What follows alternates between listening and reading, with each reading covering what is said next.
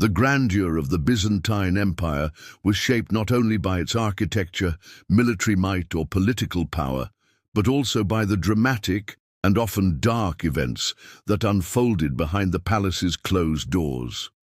Throughout history, the fate of empires was determined not only by wars, alliances, and diplomacy, but also by personal relationships, desires, and sexual practices within the court. In Byzantium, sexuality was not merely a private urge or a personal matter. It functioned as an inseparable part of politics, religious debates, and dynastic struggles.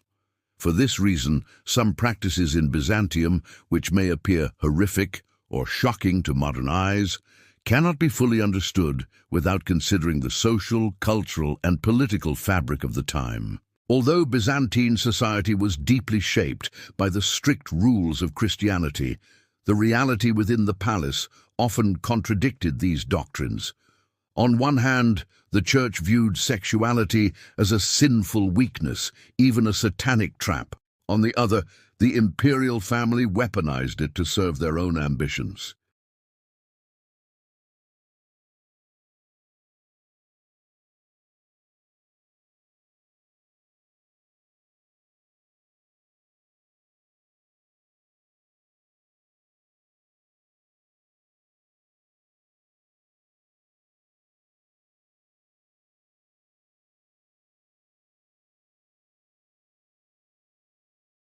The position of women in Byzantium was paradoxical compared to that in Western Europe. For peasant women, life was often tightly controlled by religious rules, but for noble women in the palace, a different order prevailed. They became central figures in political networks, through both forced marriages and scandalous relationships. Marriage for women was rarely about love or personal choice. It was almost always a strategic move. In this sense, the most horrifying sexual practices in Byzantium were not only physical but also political. Child princesses were married off to much older emperors, and at times, incestuous unions were imposed. What might seem like perversion today was often legitimized then as a necessity for dynastic survival. Another inseparable element of Empress's rise was court intrigue. Though Byzantium never had a harem system as institutionalized as the Ottomans, there was fierce competition among women to become the emperor's favorite. This rivalry went far beyond beauty or allure. It included intelligence, schemes, and, when needed, deadly tools such as poison. One of the most dramatic examples is the rise of Empress Theodora. From performing provocative shows for the public to becoming one of the most powerful women in history, her life demonstrates how sexuality could be transformed into a weapon, a stepping stone, and ultimately imperial power in Byzantium. Meanwhile, ordinary people watched these intrigues with a mix of fascination, fear, and gossip. Rumors spread through the streets of Constantinople, sometimes even echoing in churches. Tales of an emperor's relationship with his sister or a princess seeking pleasure with priests inflamed both hatred and fascination among the people. While often exaggerated or distorted, such rumors reflected how mysterious and dark the palace seemed to those outside. In Byzantium, sexuality was not only a personal issue, but also a battlefield of ideology. Church fathers denounced lust as the work of the devil, while women at court used this very sin to rise to the empire's highest ranks. This constant tension between religious authority and political power defined much of Byzantine society. Empresses were sometimes portrayed to the public as chaste Christian women, while secretly engaging in some of the most complex and shocking relationships. These contradictions make Byzantine sexuality astonishing even today.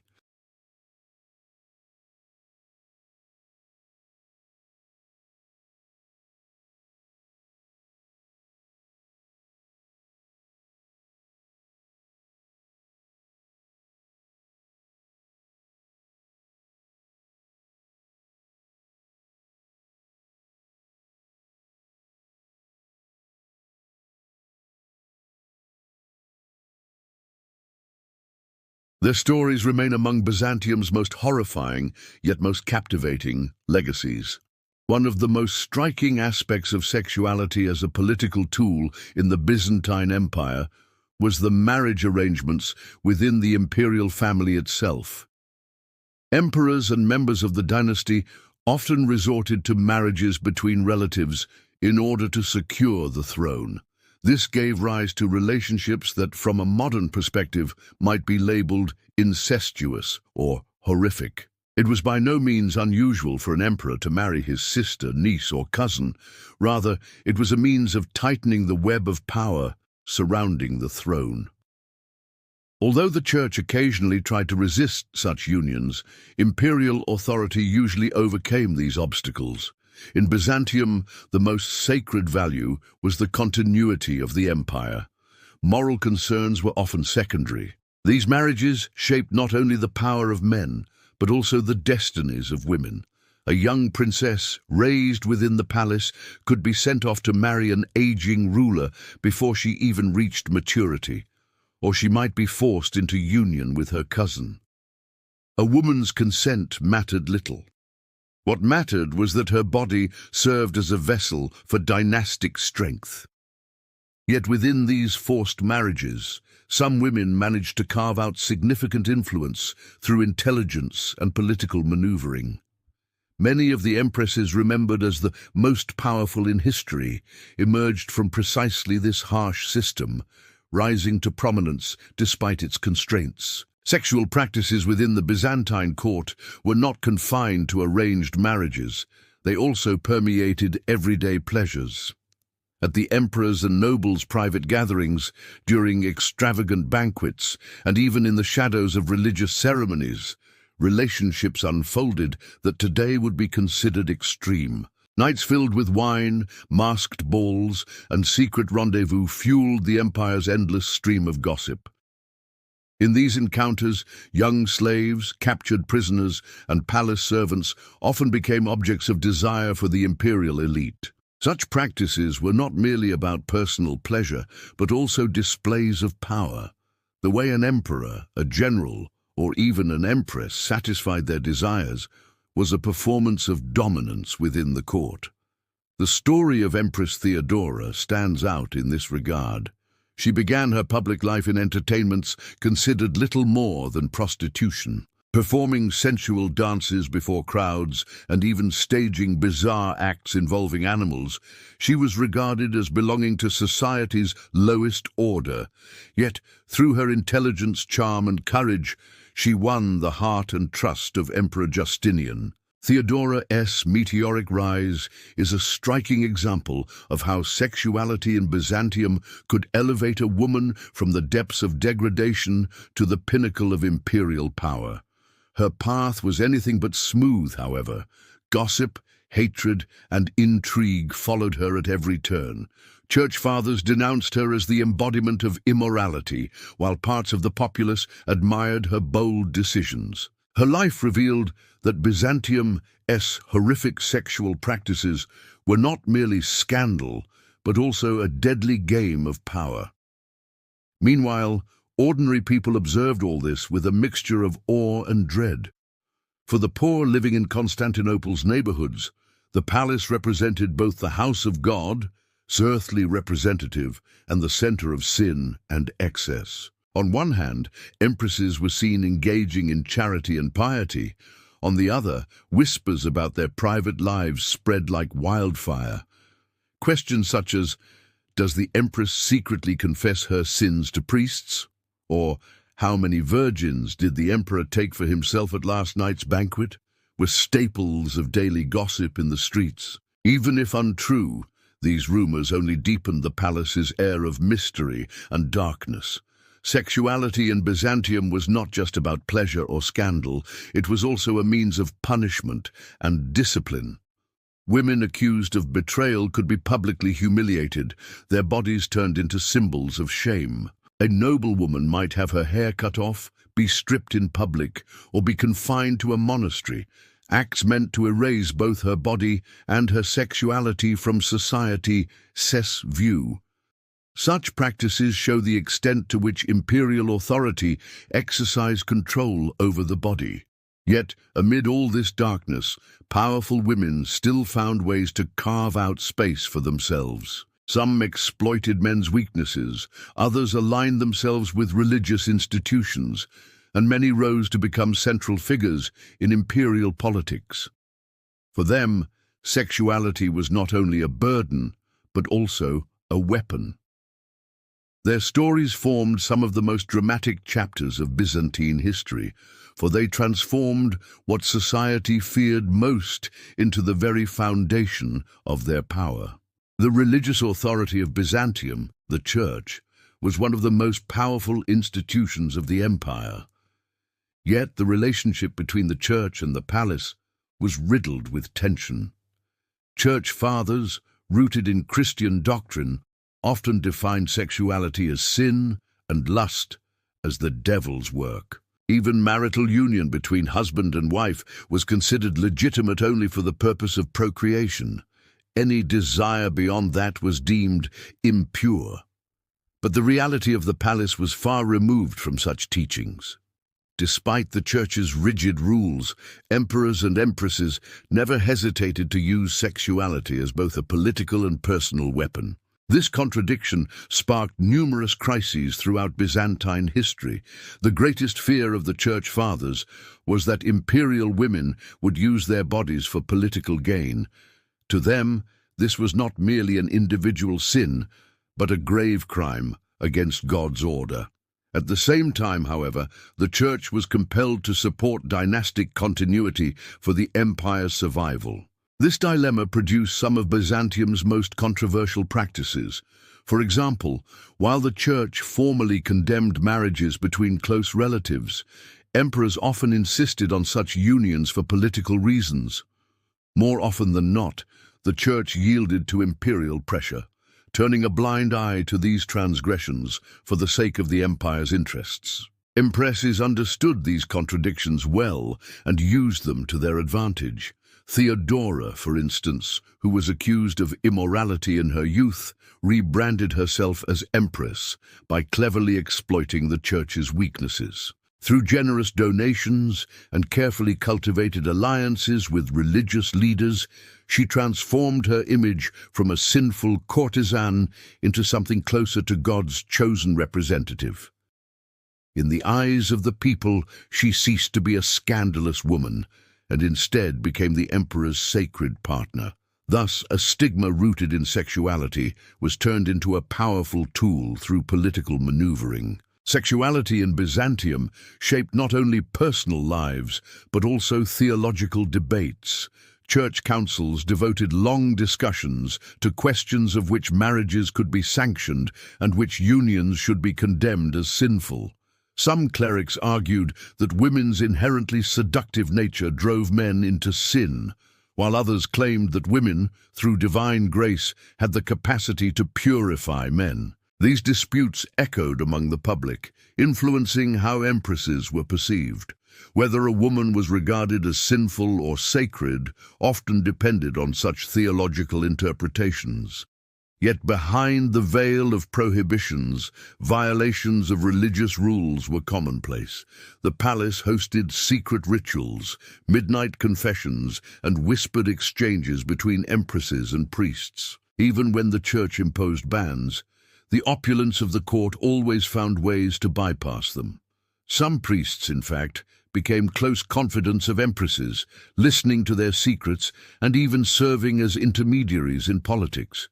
In this way, sexuality became not only a matter of sin, but also a field in which religious authority itself wielded influence. The clash between religious and political power was one of the defining dynamics of Byzantine history. Both sides sought to control sexuality, for it was more than a source of pleasure. It was a force that shaped the empire's power. Women stood at the very center of this struggle. Their bodies were caught between the Church's definition of sin and the palace's hunger for power. Yet some empresses managed to break free from this trap, transforming the very elements society considered horrific into weapons of survival and influence. In the eyes of the Byzantine people, empresses were always perceived in dual terms. To a commoner on the street, the empress was both an angel living under God's shadow and a source of sin fueled by the palace's desires. This contradiction created a constant tension in the public imagination. When an empress's name was mentioned, people bowed in admiration, yet at the same time whispered gossip to erode her reputation. In the end, sexuality in Byzantium was far more than a private urge. It was a battleground between church and palace, a means by which women rose to power and the foundation upon which history's most formidable empresses emerged. Within this system, the horrific practices of forced marriages, incestuous unions, broken religious prohibitions, and public punishments functioned not only as sins, but as politics itself. The stories of Byzantine empresses, therefore, are not merely tales of love and lust, but of power, strategy, and survival. In the Byzantine court, rising to power as a woman required far more than beauty and charm. It demanded intelligence, strategy, courage, and ruthlessness. Empresses learned to wield sexuality as a tool to survive and gain political power, especially in an environment dominated by a strong male ruler. The palace was a labyrinth of intrigue, where every corner hid a potential rival and threat. Empresses had to navigate this maze to protect both their own lives and the future of their children. As in the case of Theodora, empresses often rose from lower social classes to positions of influence within the court. This ascent typically began by attracting the emperor's attention, and was then consolidated through political alliances and strategic maneuvers. Despite her questionable public past as a performer, Theodora used her intelligence and cunning to gain Justinian's trust. Her rise offers a striking example of how sexuality and intellect could be transformed into a powerful instrument within the Byzantine palace. Survival in the court was directly tied to outmaneuvering rivals. An empress could employ both sexual and political tactics to neutralize competing women. Sexual tools were used to distance rivals from the emperor or to embroil them in scandal. For instance, a rival might be disgraced through a humiliating incident, confined to a monastery, or publicly shamed, effectively rendering her powerless. These methods resemble modern psychological warfare and strategic manipulation. Political strategies were equally vital. Empresses built alliances with key palace officials, generals, and clergy to consolidate power. These alliances could be political or sexual in nature and were often used to block rivals. In some cases, an empress might associate a general's lover or family with the court to diminish his influence, weakening her opponent both politically and socially. Such strategies were essential for navigating the palace's complex balance of power. Children also played a crucial role in an empress's rise. A son born in the palace was the most secure way to consolidate a mother's political influence. Some empresses acted strategically not only for their own desires, but also to secure their children's future. A child's stable position on the throne provided prestige and ensured lasting influence even after the emperor's death. Sexuality and political strategy thus became intertwined components of a multi-generational power game. Manipulating social perception was another method used to sideline rivals. Empresses skillfully leveraged religious ceremonies, charitable works, and public displays to elevate their own reputations and diminish those of competitors. Generous donations and contributions to the church served both to enhance the empress's perceived sanctity and to overshadow her rivals. In this way, even women with controversial sexual histories commanded respect and fear from both the public and the court. The fusion of sexuality and power in the palace ensured that empresses would be remembered throughout history. They seized control of their destinies through strategic intellect, courage, and decisiveness, qualities unattainable by ordinary women. Yet this power carried immense risk. One misstep could cost not only their reputation, but their lives. Byzantine empresses thus lived in constant vigilance, where every action, word, and glance functioned both as a weapon and a shield. These strategies and power plays demonstrate how Byzantium's most horrific sexual practices became transformative forces on the historical stage. These practices were systematically employed not merely for personal pleasure, but to maintain political authority, defeat rivals, and ensure dynastic continuity.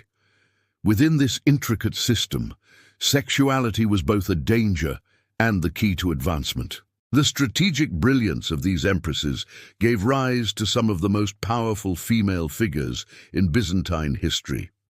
They not only navigated the court's sexual and political games, but also made decisions that shaped the empire itself. Their life stories remain enduring symbols of a power struggle that was at once terrifying and utterly captivating.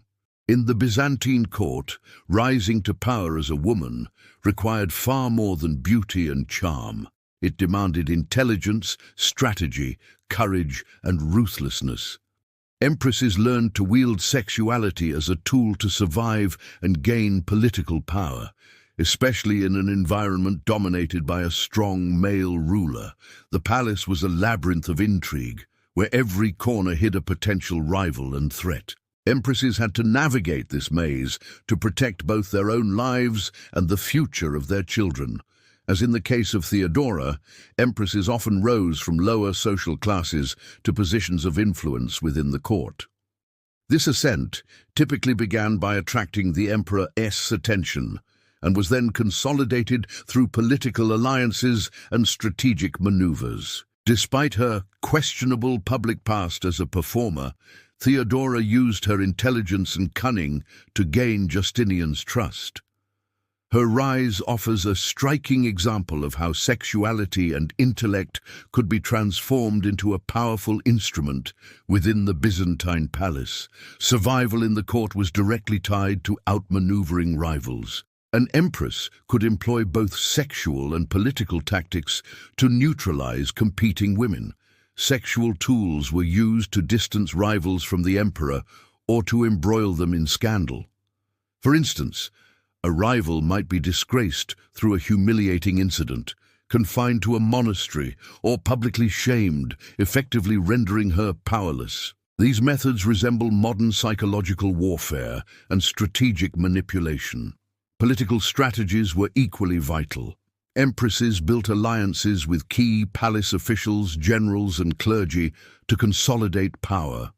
These alliances could be political or sexual in nature and were often used to block rivals. In some cases, an empress might associate a general's lover or family with the court to diminish his influence, weakening her opponent both politically and socially. Such strategies were essential for navigating the palace's complex balance of power. Children also played a crucial role in an empress's rise. A son born in the palace was the most secure way to consolidate a mother's political influence. Some empresses acted strategically, not only for their own desires, but also to secure their children's future.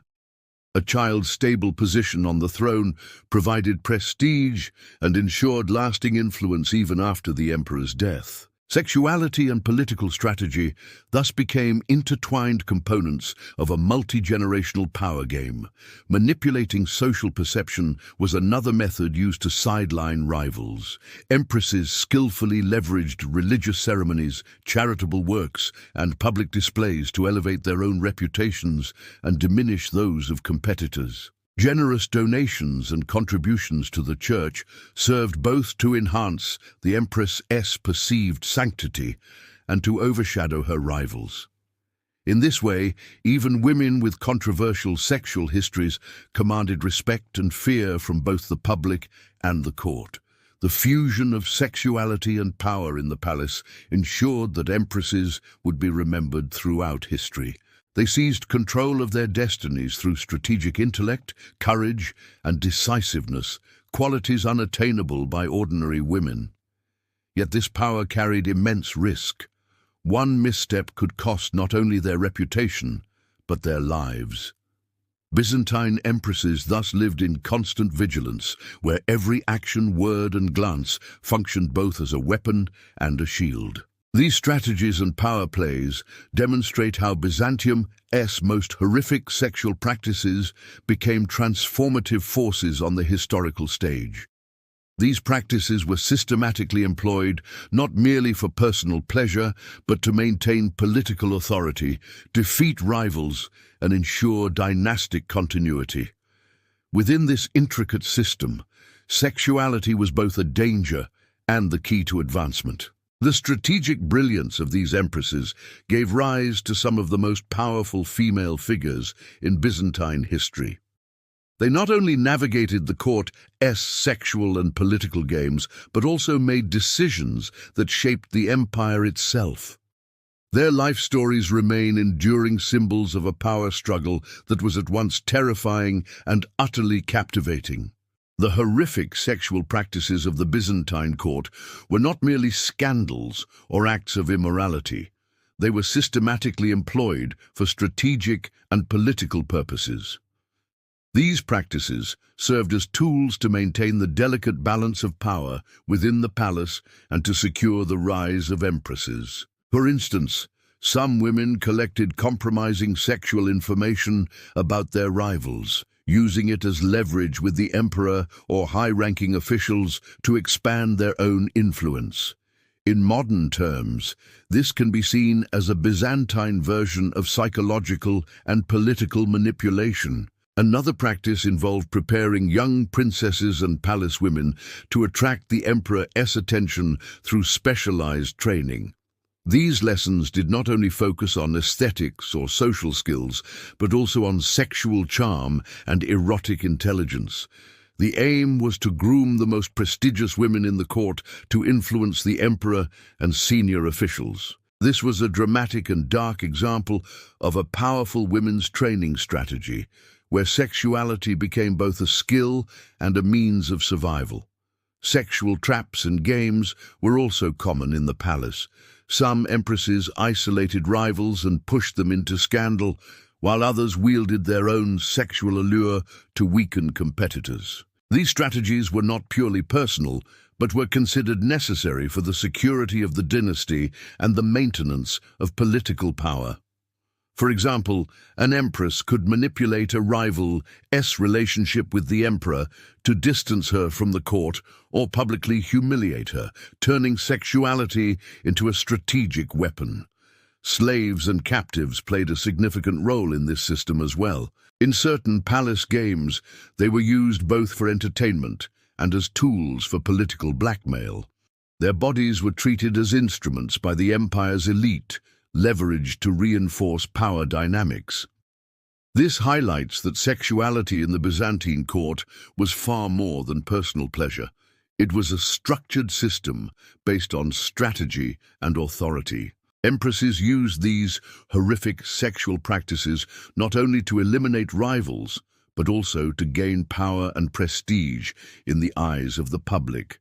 Theodora, for example, despite a scandalous past, was able to present herself as the partner of a sacred leader by cleverly employing her intelligence and sexual strategies. In doing so, she overshadowed rivals within the palace while securing public support.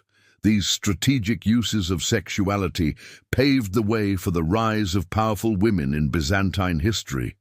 Defying societal, moral, and religious norms, they carved out paths for themselves. Here, sexuality was not a threat, but a vehicle for advancement, a vital means of survival and empowerment within the complex world of the palace and the empire.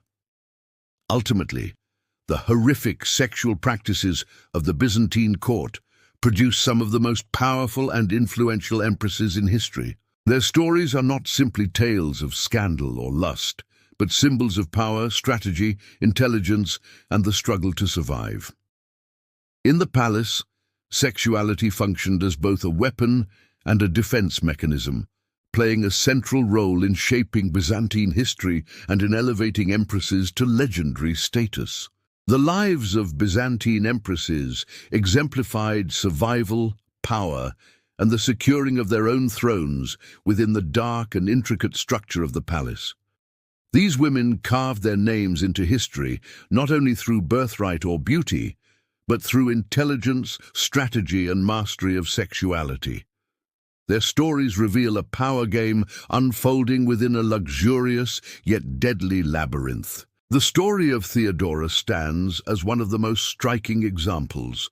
Beginning her life on the stage at a young age, she occupied a low social status in the eyes of the public, and many accused her of immorality.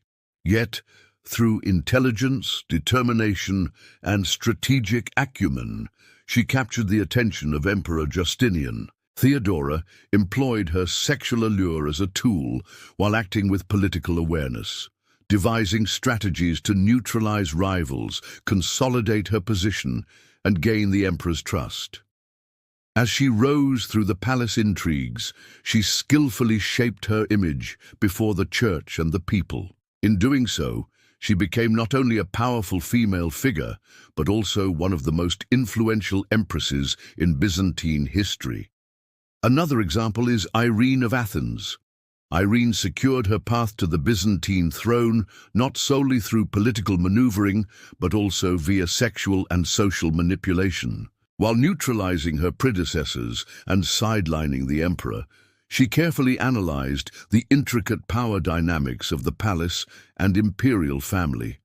Her rise demonstrates how an empress could leverage both intelligence and strategic sexual maneuvering to gain power. Irene defeated rivals not only physically, but also psychologically and socially, illustrating the multifaceted nature of competition for power among women in the palace. The complex structure of the court offered continuous opportunities to eliminate rival women. An empress could exploit her rival's weaknesses, manipulate rumors to humiliate her, or even discredit her in the eyes of the emperor through sexual tactics. In some cases, rivals were publicly shamed or confined to monasteries, effectively neutralizing them. These processes aimed not only at personal survival, but also at shifting the balance of power within the palace. While navigating these complex games, empresses extended their influence beyond palace politics to shape public perception and religious authority. Charitable acts, religious donations, and public engagement became strategic tools. This allowed their controversial sexual pasts or scandalous histories to transform into symbols of power before both the people and the church. Sexuality thus functioned not merely as a threat or scandal, but as a measure of political and social prestige.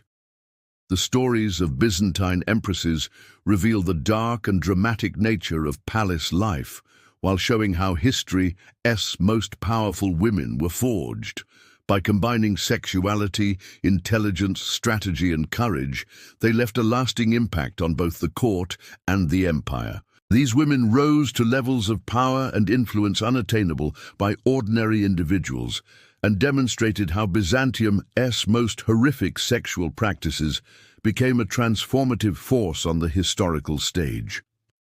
Every intrigue in the palace's hidden corners, every sexual tactic, and every strategic maneuver altered the course of Byzantine history. Empresses occupied the center of this complex system as both players and strategists, creating some of the most unforgettable and effective female figures in history. Their stories are not merely accounts of sexuality and scandal, but enduring symbols of intelligence, power, strategy, and survival. Intrigue in the Byzantine palace was practically a daily routine. Every corner was seen as a potential birthplace for a conspiracy, and women had to use both their intelligence and sexual allure to survive in this environment. A woman seeking to rise in the court would learn her rivals' weaknesses, devise plans to humiliate them, and act in ways that increased her value in the emperor's eyes. These efforts were often supported by sexual strategies, embarrassing a rival before the emperor, undermining her prestige through gossip, or redirecting the emperor's attention in one's own favor were common tactics in the palace. For example, during Theodora's rise, rival women were manipulated through palace officials who acted either in her favor or against her. Theodora carefully analyzed her rivals' vulnerabilities, waited for them to make a misstep, and then turned it to her advantage. When a rival fell from the emperor's favor, Theodora gained prestige both within the palace and among the public. These games demonstrated that sexuality in Byzantium was not merely a source of personal pleasure, but a decisive tool in courtly power. Another strategy involved driving rival women into sexual scandals, either through planned traps or malicious rumors. A woman attempting to attract the emperor's attention might deliberately embarrass another in his presence or become the target of gossip. This caused the rival to lose status with the emperor and become discredited in the eyes of the public. In this way, the empress achieved both a sexual and political victory. Slaves and palace attendants were also part of these strategic games. Young slaves, in particular, were often used by empresses to observe rivals and uncover their weaknesses. These individuals witnessed every scandal and conspiracy within the palace and served as instruments for executing the empress's plans. This system highlights the dark side of the court and how sexual strategy was an inseparable part of daily palace life.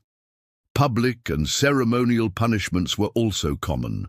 A rival woman could be publicly humiliated or confined to a monastery to neutralize her influence. In some cases, her hair might be cut, she could be paraded naked before the populace or mocked sexually, all measures designed to completely destroy her power within the court.